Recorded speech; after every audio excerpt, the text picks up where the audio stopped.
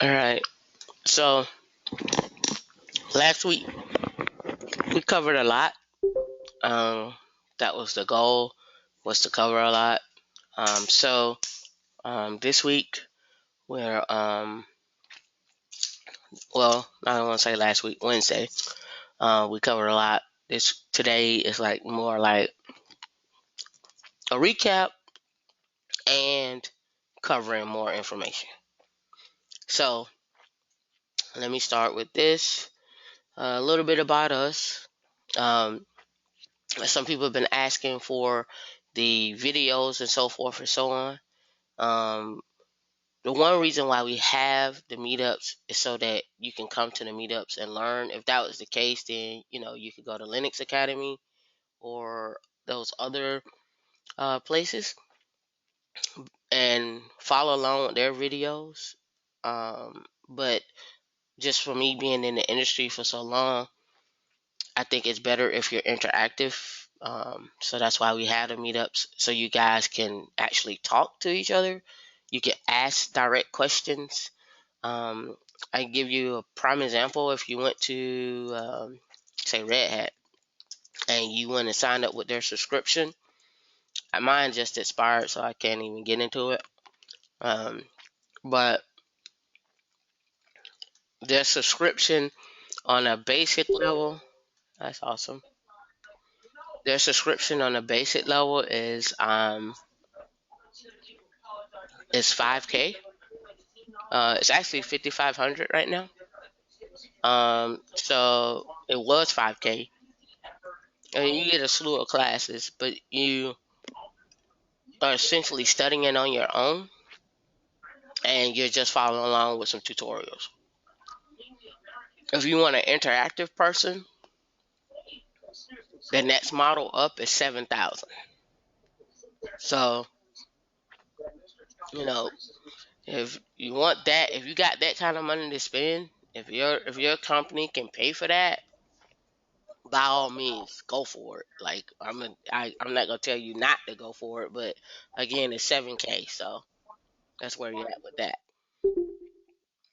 On the other note, when we do have classes, it is it is on you guys to make sure that you take notes, study, and ask questions outside of here. We have a Slack group. Here's the thing: through Meetup.com, I can't get your emails, so I can't sign you up to Slack. That's that's just the thing with Meetup.com. That's been always like the big, conundrum that everyone has. Like, how do we get in touch with our users? So the only way we can get in touch with you once you leave here is through Meetup.com. But we have a Slack group, so we have to get your email to invite you to Slack. So how can we get your email? You have to email us at women@womenlinux.com. If you don't email us there or give us your email on meetup.com if you don't feel like you want to email us. Um, that's just it. The next thing is, um, learn to use as many resources as you can. And the only reason why I say that is because when you put forth the effort to research, like me telling you is one thing. The other thing is you learning how to research. And that's really, really key as a sysadmin. That's really, really key as a just a person who's just trying to get into the field. That's really, really key. Um, and the only reason why I say that, and this has nothing to do with male bashing here at this point. This has to do with me being a woman in the field. Is I've often found that most of the time when you go on a job, most of the time people don't want to help you. And that's not everywhere. That's not everyone. That's not even really pertaining to men, because sometimes we get on a job and women don't want to help us either. But I encourage you to start utilizing other resources other than me. because I don't know everything, and sometimes you teach me. However, I want you to learn how to research, and that's very, very, very important. Because if you don't learn how to research, and if you don't learn how to go look up stuff, it's not going to be fun for you. So that's what primarily how I teach. I teach you how to research. I teach you commands, but me showing you commands and you understanding what they actually do and when to use them, two different things. So it's, that's why the classes are interactive. That's why we have the go-to training for you to raise your hand. We can share screens. We got breakout sessions. I encourage you to come to the sessions, not just to learn, get knowledge, but it also helps have a give you a platform to ask the questions that you may have that you may not feel comfortable with asking at work, or that you may not feel comfortable with. Like, I looked this up, but I'm still having problems. Can you help me with X, Y, and Z? But that's why we're here. And if anybody in this group, in our Slack community, or any attendee in the group that bashes someone, we immediately kick you out. Just want you guys to know that it's, no one is here to be ridiculed or made to feel small, or if you feel like you have a dumb question. No question is a dumb question. Like, so that's my spiel for today. That's my Colin Kaepernick for today. Uh, I just want you to understand why we do what we do, and what the goal of what we're trying to accomplish. If you ever been on any user forum, if you ever joined any user group, or even for that matter, if you ever been to a meetup, most of them don't even record their stuff, much less, have a place where they share their content. So we're trying to make we're trying to do something different than what you normally get.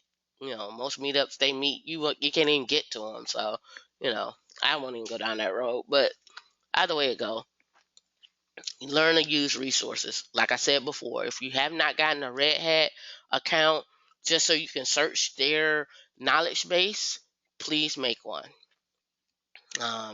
It'll take you 5 minutes to do that. And I've been using them for years. There is there is some benefit to having it, only because you get a chance to see people who are actually out at Red Hat, doing making the documentation. You know, it's nothing like using their documentation. Yeah, it is an opportunity to be part of a movement. Like I said before, like you guys are maybe new, you never heard this before.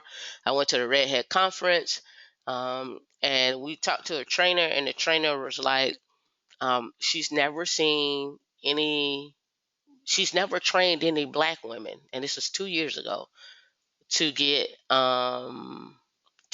Red Hat certified out of her 25 years. So she's never trained any. Like, where are where are the black women at? Two, where are the women at? Like I say, I've never met any. Um, so it's one of the movements here. All right, so I'm on Red Hat site. And this is the customer portal. Here's knowledge. Search the knowledge. So I can type in. Let's type in NFS. Let's just type in NFS. Oh, that's awesome. I don't know if their site is down. Let me see if I'm down. I'm not down. Maybe their site is down. Mm-mm-mm. Okay, let's try another browser. Maybe something's going on with that browser in there. Let's find out.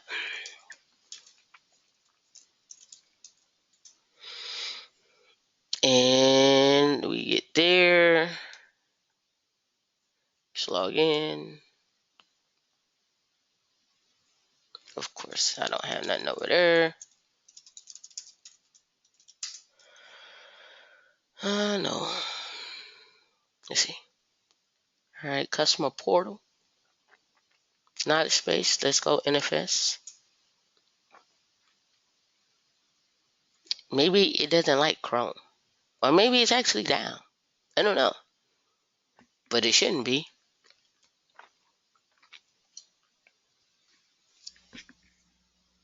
Can everyone hear me? Because Ernest said he can't hear. Okay. Ernest, I'm gonna have you check make sure you're in Chrome. That's another FYI. Go to training works best with Chrome. I think their site is down. So there you go. Redhead site down. Let's go. I have to check that later. But I wanted to show you the stuff. Okay. So let's start off with everyone should have a GitHub account. Why? Why should everyone have a GitHub account? Why not? I want everyone to have a GitHub account. It ain't because I said so. I want everyone to have a GitHub account because as you go through the industry, I don't care if you're a network administrator, I don't care if you're a Windows admin, I don't care if you are a security engineer, you're going to use GitHub. That's just the industry standard now. That's just what it is. So, having the GitHub account allows one, you and I to interact a little better in terms of we're going to start writing scripts. There's going to be documentation. There's going to be homework. I do assign homework. Haven't assigned it to you guys yet, but as of today, you will get homework. The first class was just to say, hey, this is what we do. Get you a little warm fuzzy. Now the warm and fuzzy is over. It's time to grind. So, um, the if you haven't created a GitHub account, I advise you to create a GitHub account. You create a public one because it's free. If you create a private one, you're gonna have to pay. So create a public one. We at Women in Linux have an organizational GitHub account. I am going to um, create a repository for us live here. I'm going to call this a virtual training. And this will be where I put all our documentation. This is where I would put all our um, documentation and scripts that that I may create that I want you to play with as well. So we'll just say used in class for training and so forth. Not very descriptive, but that's what I'm rolling with. And create repository. Okay. So from my end here, I think on this box, let's see. Oh, it died on me. That's awesome. Let's go back and get another terminal. Git status. Okay, Git's not installed on here. All right, cool. You get a chance to do this with me. If you guys got your terminal open on with SSH, with Google Cloud, SSH to your bot. So open up your terminal from Google Cloud. If you haven't done that before and you're new, if you have a Gmail account, you have a Google Cloud account. Oh yeah, that one's a dead one. I need to renew that. You have a Gmail account. You should have a Google a G Cloud account or cloud.google.com. You have to go to the console, set up a project right here. It says like create project. You create you a project, and then I use Compute Engine. Go through Compute Engine. Those of you that didn't join us last week that missed out, you can go here. I actually posted our on our YouTube channel. It's a little small channel. It ain't nothing major here. But here's the link, and I actually walked through that as well in there. So there you go. I won't rehash everything. So you go in, you create your instance. I already have one set up. This is what I've been playing with here. There you go. All right. So I'm on the instance. I don't have Git installed. So let me do a double tab. So let me clear. Let me do a yum. Can you guys see this? It may be a little small. I'm not sure. All right. So I'm gonna do a yum install git -y to install Git. As you notice, I already created my repo. So in here, I'm going to pick a directory after this is installed to do my Git initialization. However, before I do that, I'm going to give you guys there are tutorials out there for Git that you should run through. And we also did a Git meetup here a couple of weeks back. So let me see, Git learning. It's a learning cheat sheet. No, not that guy. Maybe this one. Yeah, here. Go there. Grab that. And it's a GitHub cheat sheet. Alright, so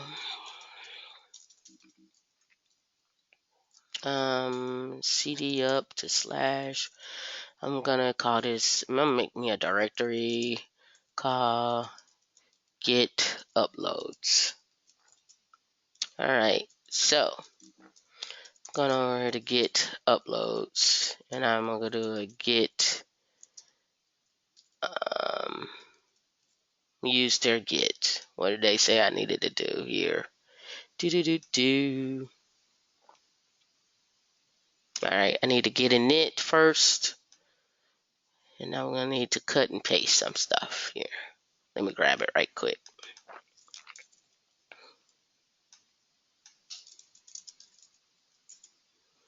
Alright, and then I need to add this as my remote option.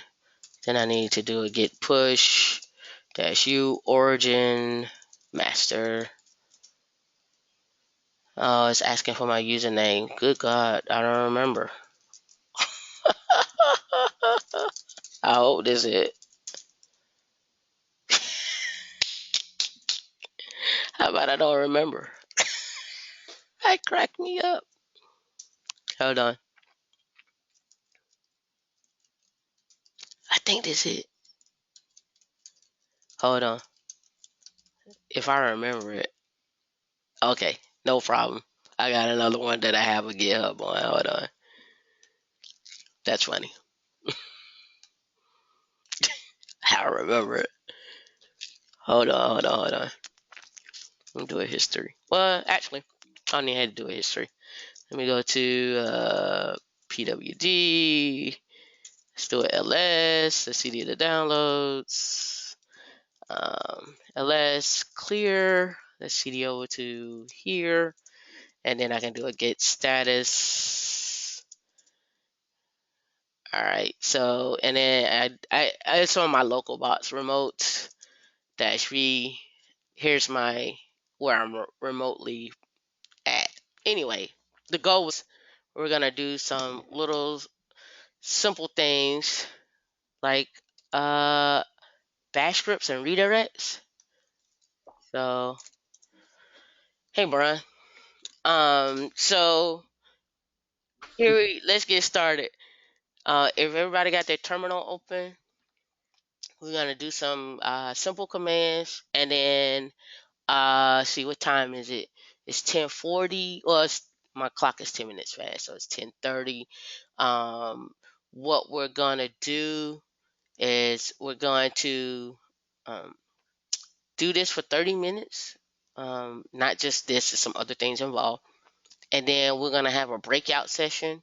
Well, no, we're gonna have a 10-minute quiz, and then we're gonna have breakout sessions. So get ready for your quiz because I'm gonna call on you individually. And it's like, 1 minute to answer the question. Look things up. Um, I encourage you guys to talk amongst each other, work it out. So that's what we got going on. So let's get cracking. So open up your terminal, and if you type um, echo $shell, let's find out what shell we're in. You should be in bin bash, and it didn't matter if you spun up a RHCSA. I'm reading TAS stuff. It doesn't matter if you spun up a Ubuntu or a um, CentOS 6 or CentOS 7. All right, so let's get it out of the way because I was like, man, when she gonna let me say something? So Taz been with us since day one. Uh, she went and took her RHCSA exam last week. She's now officially a RHCSA. We have two more people right behind her that are gonna be taking their test here pretty soon. They'll be RHCSA as well. So you know, stick with us, rock with us. And Taz, I tell you, I try to give you as much information as possible to help you pass. I also try to make sure that you continue. Like, so next thing we got to get Taz ready for is the RHCE. So, there's going to be some advanced stuff going on with her. So get ready. Yeah, it's going to be lab after lab. But what does that get you? If you pass, hopefully, a job. I wouldn't be telling you this if you're not gonna get employed. All right. So we echoed the shell command. And let's go over here. Hey, I don't know why that shows up. That's awesome. Anyway, so let's cat. Um, then this is just reading files. Etc. Host file. Right. So we read the host file. I'm going to work in this Git uploads directory. But I want you guys to get used to working out of actually two directories. Your /op and /temp. Remember, /temp is one of those things that when you reboot, um, it'll it'll when you reboot it goes away. It has a way of cleaning itself. So, just FYI, if you leave something in temp and you reboot and you come back up, it may not be there. So use /op, but if you just really don't care if it's going to be there or not, use /temp. I mean, use /op. Use /temp if you don't care if it's going to be there. All right. So what'd you say? Oh, okay. I didn't know you can actually hear me. I'm kind of new to this, so I'm kind of trying to figure it out as we go along. I never been on a meetup before. Okay. Well, welcome. Thank you. So um, am I supposed to pick from one of these materials that's on the side of this? No. Do you have a Linux terminal? I don't. Okay. You don't have a box. I don't have a box. Okay. I'm using my MacBook. But that's fine. So let me pause for a second to get you spun up real quick. You got a Gmail account? Um, yeah. Okay. So if you have a Gmail account, you have a Google Cloud account. You just have to start it up. And if you log into your Gmail account and go to cloud.google.com, Uh-huh.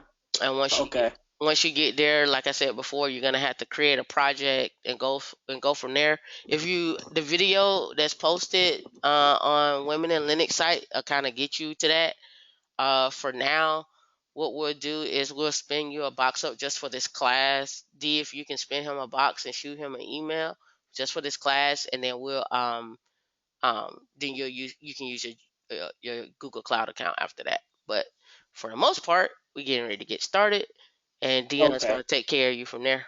Okay? All right. Sorry. No, you're Quick fine. question. Who is this? This that's Brian Hardy, correct? Oh, Yeah. Yeah. okay. Celeste, you need to have one. You don't have yours yet. You didn't spin up a Google Cloud account? Me? No, I was talking to Celeste.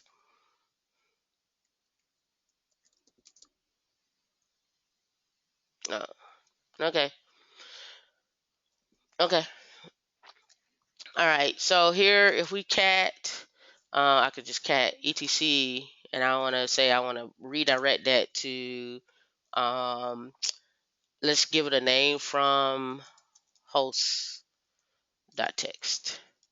Right. What I just did, I read a file, redirected the output to a file called from host.txt. And as you can see from there, there is above that, you see that that before the redirect, it would display to standard output, which was from my terminal. So now I can Vim this file. I use Vim. You can use Pico, Nano, Emacs, or whatever you prefer. I use Vim, and I will always probably teach you in Vim. And then here we go. So as you can see, I'll break this file down for you. It goes by IP address, and this is what your file system or your instance would use in order to get out. Okay, so 127.0.0.1 is always going to be localhost. Um, and then you have this IP addresses, which is where they said their updates come from. I wonder if I can browse it. Let's see. Just curious.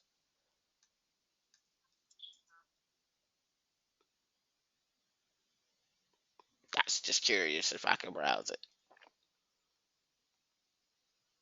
No. Let's see. Let's find out some information about it. Let's go. Let's grab the IP address so we don't have to deal with some translation here.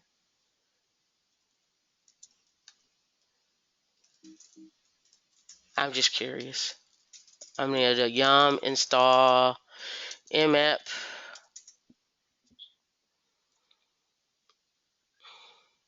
All right, Nmap is installed. Let's do an Nmap on this guy. See what we get back.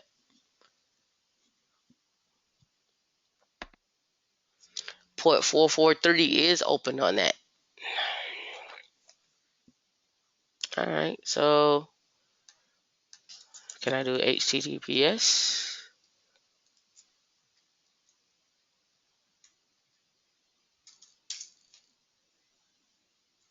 Advanced. Proceed. It's a Red Hat server. All right. So they probably got something.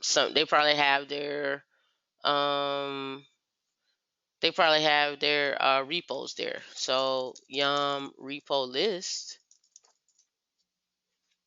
and I bet you this is where those repos here, these here, I bet you that's where they lie. And that can be found in cd over to etc yum repo d. And let's look at Google Cloud one. And I bet you that's where probably is some subdomain of this.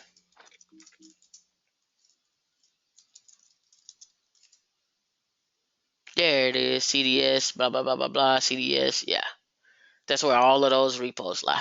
That's why that's in there. That's just me going off the side there. Pay no attention to that. All right. So we catted a file, we did a redirect. I also want to um, show you how um, different things you can do with this file. So let's get that. Let's go here. Let's append to this file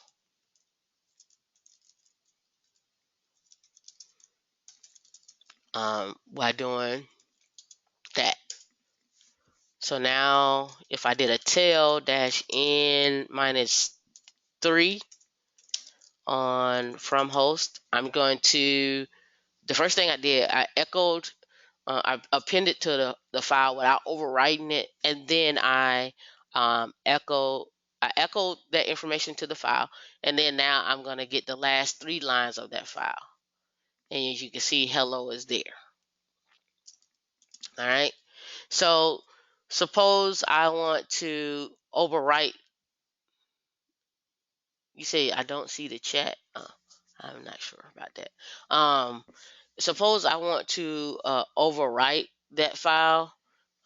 So I'm just gonna call on you right now, just see where you guys are at, if you're paying attention. Um, Joe, you just joined us.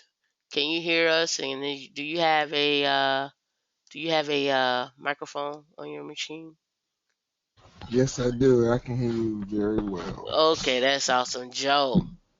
So have you played in Linux before, right? You played around with commands and so forth, so on. No, no, I've never uh, been versed in Linux. I've always just been in the EMR world, Okay, electronic records. all right. So I can't call on Joe. Joe doesn't know. But Yeah, it's fine. however, Joe has the internet. So this is a great time. This is a great segue. All right. So I have 5 questions to ask. Okay. I have 5 questions to ask, and you're gonna get 1 minute to answer these questions. Okay. So I'm gonna ask 5 people, and I'm gonna write down the 5 people who I'm gonna ask, and then I'm gonna ask you a question. You have 1 minute. You can use the internet to look this up. It's okay. It's all right. I want you. That's what I want you to do. I want you guys to utilize again, learn how to search and utilize your resources. Some of this I went over last week. How can I find out? And I'm just throw it out there. I ain't gonna call on 5 people. I'm gonna throw it out there, and then you guys look it up, and I'm gonna start my timer. How can I find the IP address of my machine? All right, let me get my little timer going here at 10:53:30. Okay, you got 1 minute to get that. So somebody tell me. All right, I saw it. IPADDR. All right, we got the answer. So IPADDR. Now, if you're on the test and you don't have NetTools installed, then you can't use ifconfig. Okay, so understand that. Yum, sir, somebody's talking. Who's that? I don't know what kind of sauce. Uh, NetTools is what you use to find the IP address. I mean, to use ifconfig if you want to find the IP address. If you use IP, as Taz say, show, that's the current one. They're trying to phase out ifconfig. So it's 2 answers there, but understand that second answer, ifconfig, is comes from NetTools. Okay, how do I find the um how do I find what command gives me the, I guess, what's the word I want to use? Mm, so say I'm in the etc directory. right? And I want to find the largest file in that directory. How would I do that? I'm in the etc directory. How can I find the largest file in that directory? I give you 1 minute. He says ls minus l. Well, ls minus l just gives me what? The long listing of that, and it gives me the sizes, but it doesn't give me. I can't determine which one is the largest by. I have to go through and eyeball it. Nice try, but no. Is it and I'm guessing I really just googled it. Is it Just what you're supposed to uh do. pound? You're right. Is it pound du dash a /var Hold on, space? hold on, Okay. hold on. Hold Du. on, I'm a copy it and put it in the message and Okay. see if that.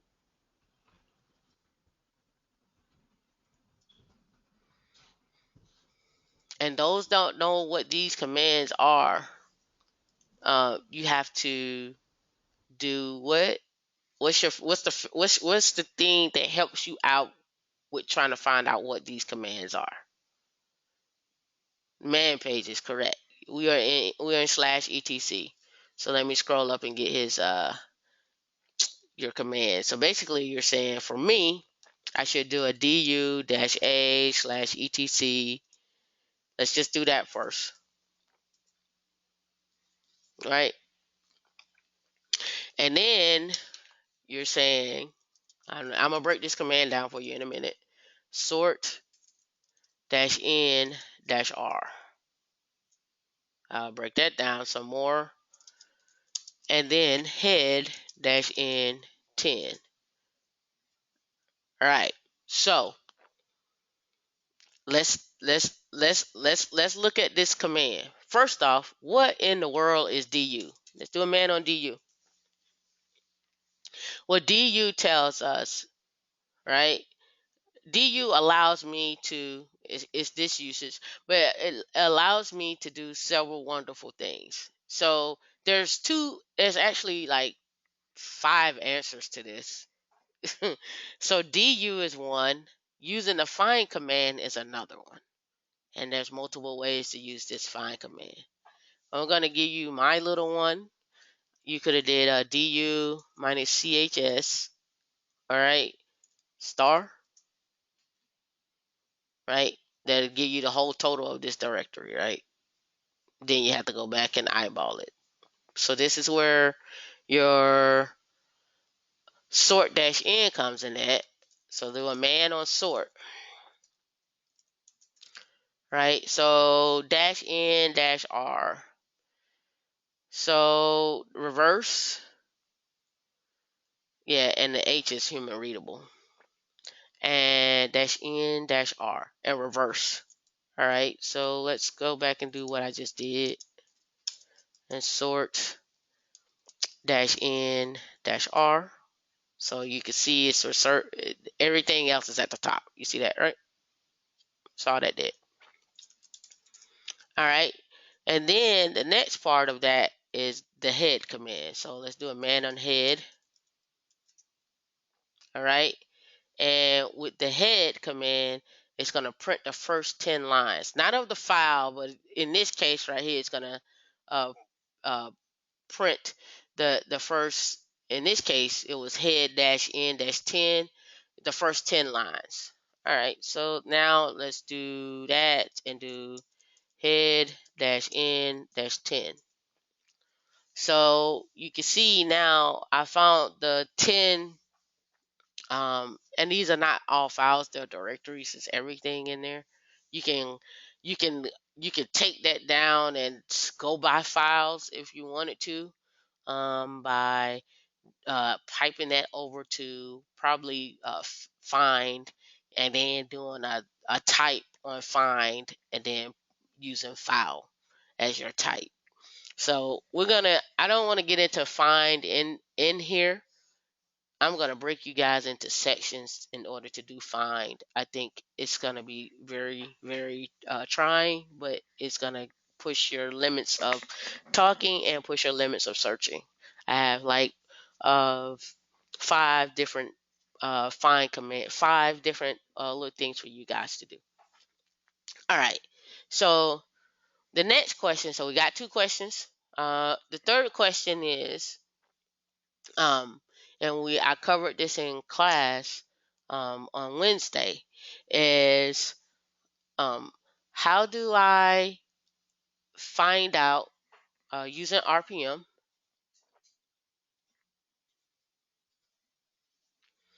How do I find if HTTPD is installed on my machine?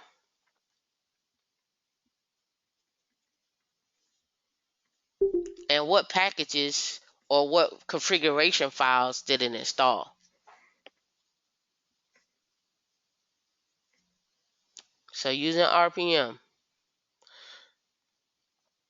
how can I find out what packages did RPM or would the HTTPD get installed with? And how do I query the RPM database? Does anybody know how to do that? Taz should know how to do that. I'd grain that in her head.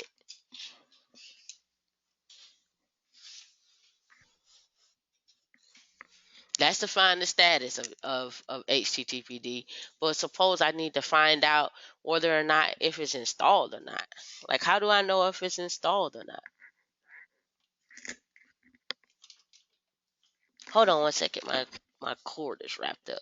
I give you guys 1 minute to figure it out at 11:03.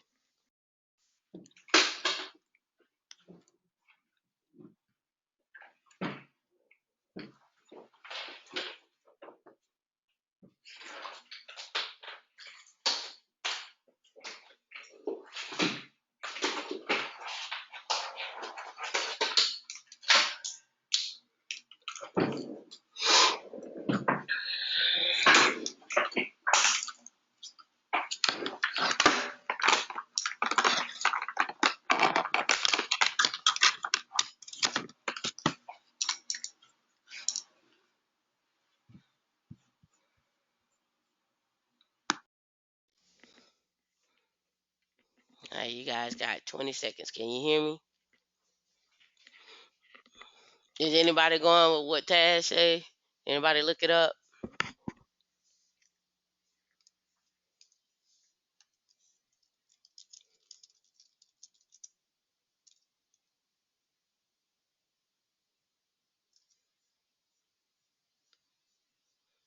That's SE Linux. We're just talking HTTPD. That is correct though. So it is RPM.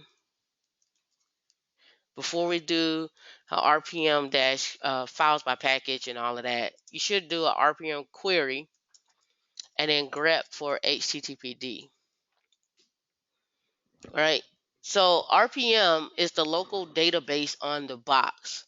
So if you're not sure whether or not RPM is installed or that RPM installed, you need to query the database first because the RPM database is local to the box. When you do a Yum has a database too, but it also goes out and does a search to see if that RPM is available to be installed or not. But you can use Yum in order to find out whether or not if that RPM is installed. But if you really want to know, just do an RPM query on that. So again, always use man pages for your RPMs. As you can see, there is the query command, and I just did an A because I wanted to query everything it has in this database. So that's what the A stands for, all. Let's see if I can get if they have it in here. It looks like options. Yeah, they don't have, there we go, all. Query all the packages. All right, so that's what I did. I piped that over to grep. I told grep, hey, as you query, Because if I didn't pipe it over there, let me show you what would have happened. RPM-QA, I queried everything. See? And now I got all this stuff. But hey, let's play with some of the commands. Let's pipe that over to sort. And what does sort give us? So it's sorted it by alphabetical order. You see that? All right. Let's play with some more commands. Let's sort dash. Let's do a man on sort. Let's see what else we can get out of that. So dictionary order, ignore case. Let's do that. Because sometimes in some things may be capitalized. All right, let's see if they got anything in here capitalized. Let's see. I don't see anything. Sometimes oh yeah, I do. Yeah, I do. Hold on, I was going too fast. I don't know if you guys saw it. I saw it. Hold on. I might have been moving too fast. I swore I saw it right here in the S's. Huh, I guess I did. I guess they're all lowercase. Oh, no, package. Look, see? I know I went crazy. See?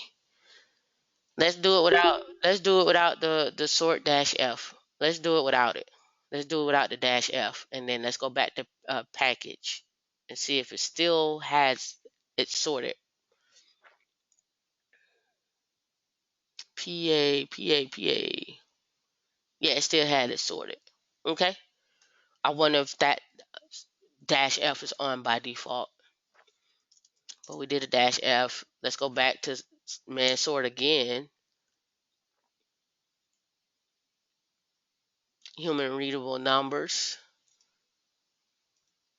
Or a random sort or reverse.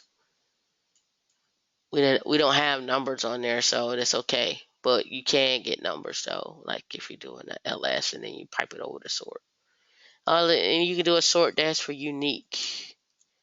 So things don't come up often. Then I can let's do a sort dash. Let's just do sort and then let's do WC minus L. Excuse me. I'm doing a word count by line. So it's gonna sum it up for me, right? Now I want to go back and do it with a dash F, a dash U to see if my number changes. Stay the same, so everything is unique. How did I figure all that out? I did a man on sort. I'm just going to type unique in here. This is how you search inside of a file, slash, and then the name that you, or the word you want to search for. And then you see unique. So I just did a dash U. That's where the dash U comes from. Do a man on WC. You see by lines. I can go by lines. Print output in lines. I can also do by words. So give you a prime example of counting words. If I do a cat on etc/hosts and I pipe that over to WC minus L, I got 4 lines. Verify I have 4 lines. 1, 2, 3, 4. 4 lines. Now, how many words do I have in this file? WC minus W. I have 19 words in that file. So that's what you're doing. All right. So back to what we were doing. Just showing you some stuff there. So we did that. We did the sort minus U. If I come over here and I do a head dash N4, I'm giving the top 4 RPMs out of that sorted list. I can change this and do a tail, and it's going to give me the bottom 4 of that sorted list. All right. So next one is we talked about was QILC -- files by package and we're going to type HTTPD. Whole slew list. How can I redirect that output? I'm going to redirect that output to temp, HTTPD, call it info.txt. And then let me do a temp on HTTPD info.txt so you can see it all in one package, one screen here. As you can see, I get the version, I get the release, the architecture, the date that it was installed, the build date. This goes back to how to make RPMs. We'll get into that later. Here, this shows me everything that package HTTPD installed, and the files that come with that. So it gives you a whole list of everything. Very, very informative. If you ask me, it's my go-to for everything. It's probably gonna always be my answer on to find out information about that package, because it tells me every single thing. I can do a man on RPM, and there are see, that's the -q right here, and it's telling you can type -q or you could type -- query. So what they're saying here, instead of me typing -q there, I could have just left the q off and said -- query. And let's go back and look at that file. I got the same thing. I overwrote the file. So let's do that again. Let's change that. Let's go here. And you should see this stuff in the file twice. Alright, you should see this in here twice, because I appended that same output in here.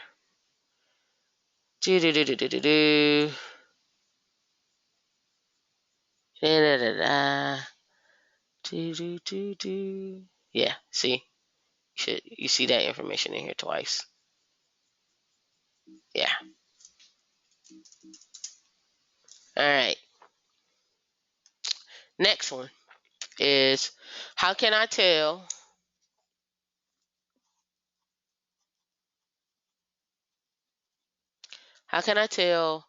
what ports are open on my local box?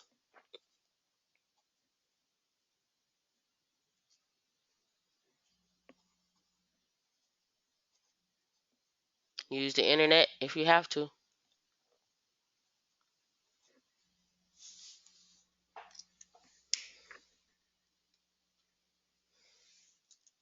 They say netstat.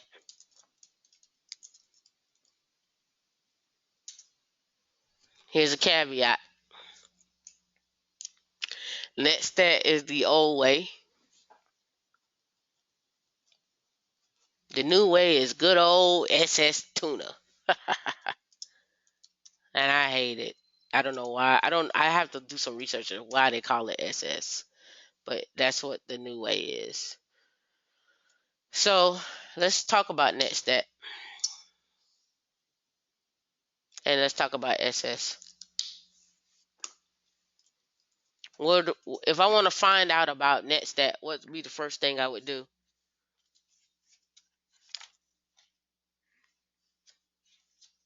Yep, man pages. So man netstat. Look at all of that. Look at all the information you can find. Right? So you can do a netstat. You can do, let's do this. Let's open up Homebrew.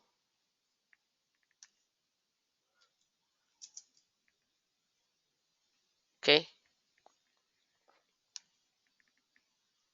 Let's play with this actually. Let's go this way and come down this way. Alright. So I can do a netstat -- TCP, or I could have did a -p. I can do -- UDP. All right. I can also do -- listening or -L.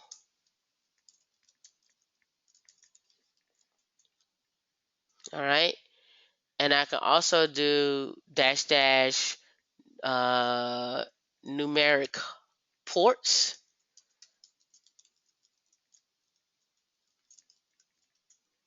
Why am I showing you this way? I am showing you this way because I want you to learn how to read man pages. Understand netstat has to go there. Like, you have to have netstat because that's the command you're using. You see everything here in brackets are options. These are options. All right. So with that being said, I could have did a netstat -- interfaces. Let's go back and do that. Where did my little thingy go? Oh, now I gotta go search for it. Here he is. He's hiding from me. I'm gonna put him over in the corner here so I can pull him up. All right, so let's clear. I'm on the black screen. Let's do netstat -- interfaces. Oh, sorry. So it gives me my interfaces, and as you can see, it gives me my TCP, my read and write connection, and their flags and so forth and so on. I can do a netstat -A. Let's just do netstat -A. Oh, look, it didn't like it. Oh, hold on, the S. All right, there you go. I can also come in, and it's telling me I can do masquerade. I can do netstat statistics, which is a -S. And netstat. Come on, spell it right. All right, so let's look at that. For those that are in troubleshooting, when you're in troubleshooting and you're trying to figure out what's going on, you know, look how much information I got.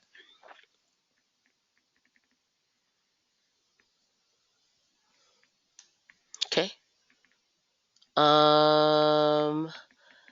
I could also do a netstat -R to show routing tables. So you see my default gateway. You get information about ET80. Let me see if I added an A. It's going to give me everything. It's not going to give me no more than what I already had. But can I do it with an S? So you can't combine netstat -R and -S. You have to do the -S by itself. You can't do netstat -S and R. It didn't like that. Okay. And anything else in here? And the reason you can check that out, when I was doing the -S and the -R, the R is your table, your S is statistics, numeric hosts. We can extend it. We can do it by program. I don't think the P. Okay, I like the P. Let's try it with the netstat. Let's go back up to my other netstat. I'm just going to use my up arrow. Let's do a -P here. See, here's the PID. I added the PID. And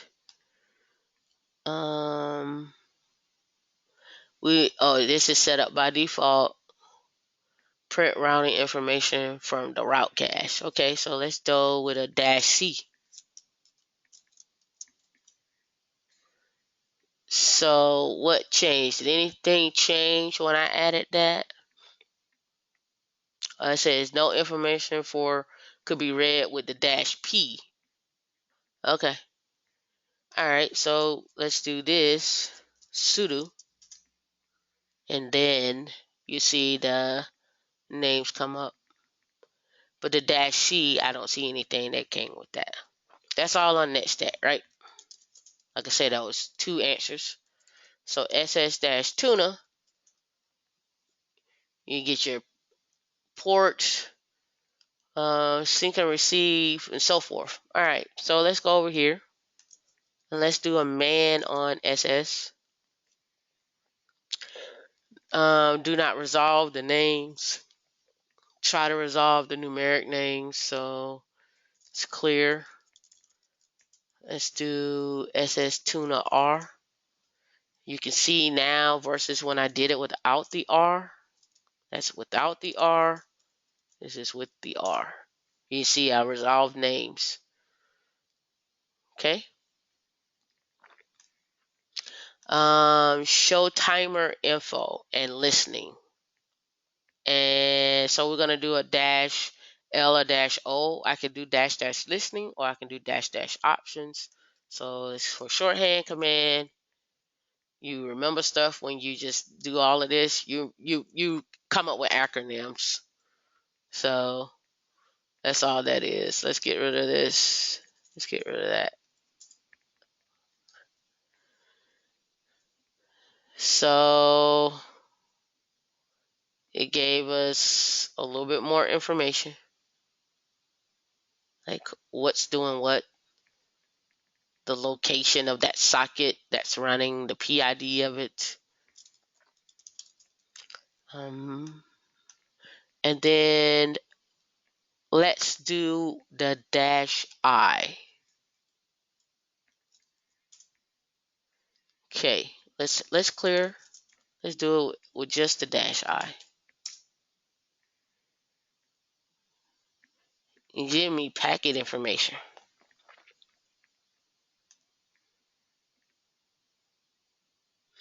And anytime you see this capital Z, that's your SE Linux stuff. Very important. If you have SE Linux turned on, I can just do a git enforce. Okay. And then now let's do this guy. And let's see. Is it giving me my information? No, it didn't give me my SE Linux information. Yeah, nothing there. Nothing there. It didn't give me anything about the SE Linux stuff. But it did, however. Let me see if I can get this to work correctly. Hold on. Yeah, I was trying to get this to come on one line so it'd be easier to read. However, we just have to kind of roll with it. It's just giving me what the listening information and who's established on what, so forth and so on, and the packet pacing rate. What does pacing rate mean? Let's go look that up. Do I have a terminal? Yeah.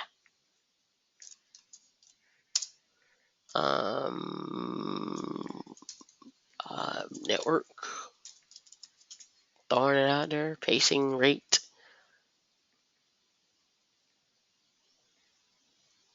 What does that pacing rate mean? Let's go Control F. Pacing. Okay. They only got one instance of it. They don't tell us what it means. Let's find out.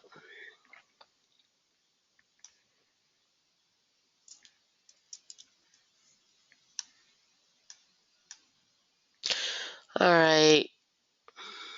To respect pacing requirements set by TCP, all packets belong to a socket are considered as a flow. So I guess that's just the flow of the TCP pacing is good for flows having idle times as congestion windows permit TCP stack to queue, possibly a large number of packets. So this is just a flow of packets is what that's coming out to mean. What I gather from context clues. All right, number 5. Any questions? I think I went over this kind of in detail. Guys, got any questions? Has it been pretty clear? Okay. All right. Last but not least, the final question, and it's gonna be a hard question. I want to push your search.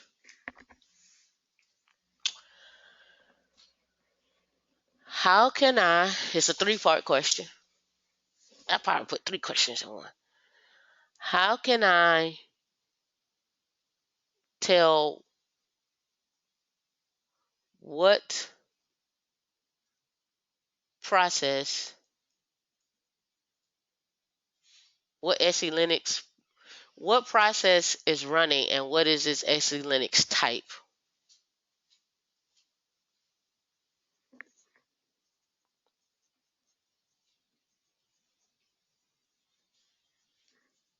I made it hard on purpose. And how can I turn off SE Linux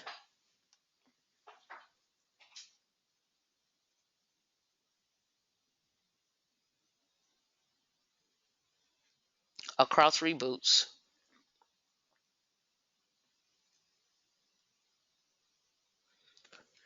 And last but not least, final question. Final question. How can I read my log files in real time?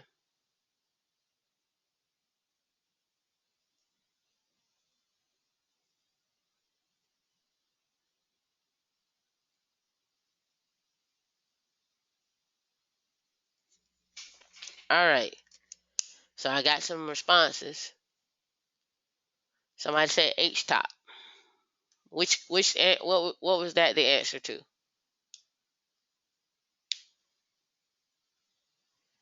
Ernest, what was that the answer to?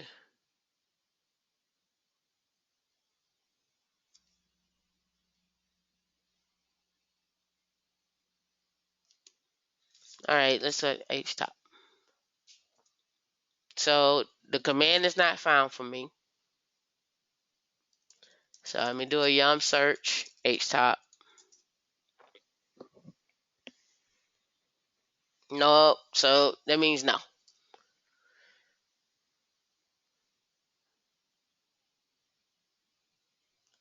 So top. So what is top giving me here?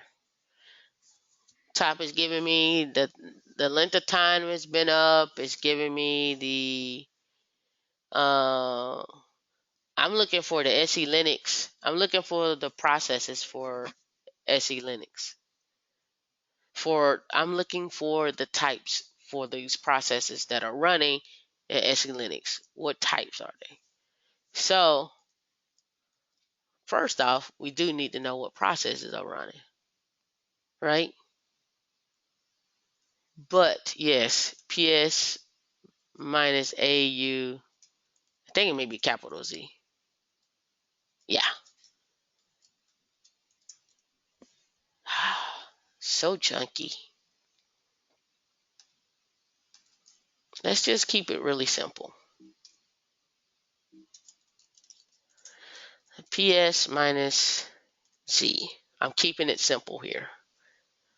It's going to give me what I'm currently have running on my box because I just wanted to keep it simple.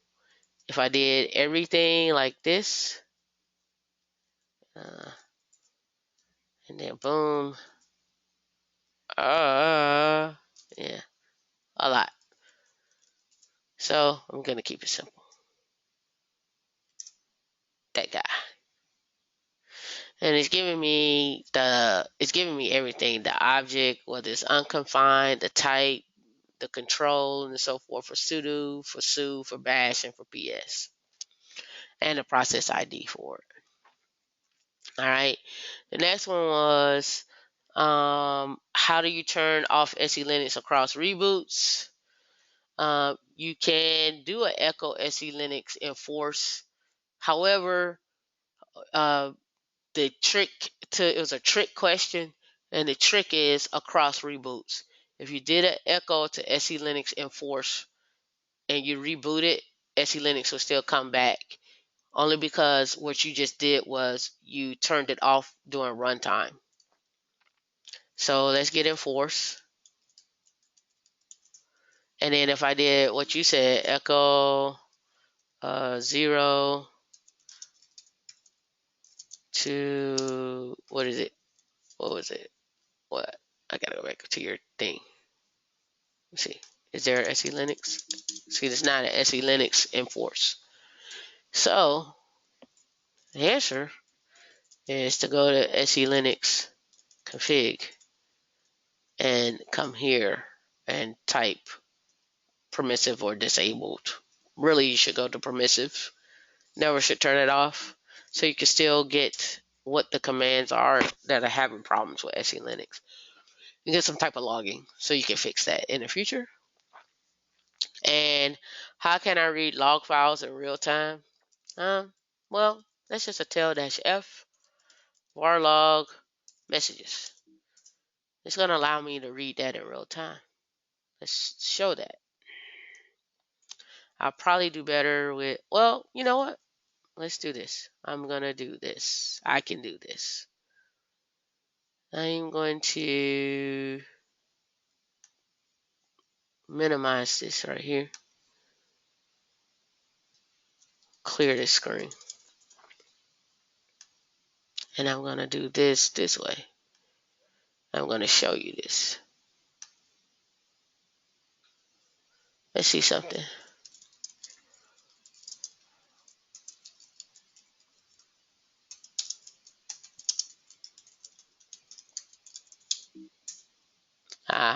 Permission denied.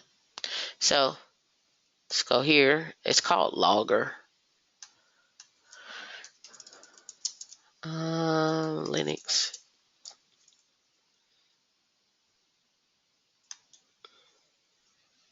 You can use logger to write to the file. Alright. So here, is it installed by default? Yeah.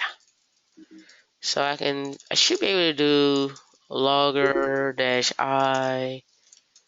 hello. What did they say I had to do? They just did, I wonder what messages is. I don't think messages, let's see. I don't think messages is, I don't want to say it's mail.er.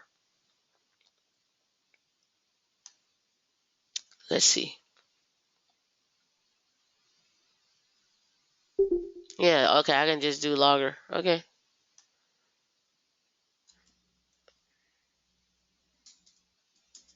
Here we go. That's real time. That's about as real time as you're going to get. Did you see that?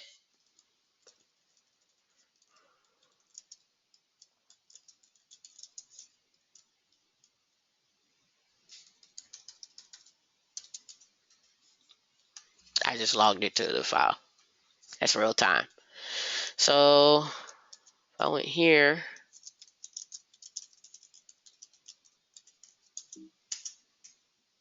clear the screen. I'm going to exit. As you can see, in real time, I get my stats. Come back up here. I get stats of me logging in. That's real time.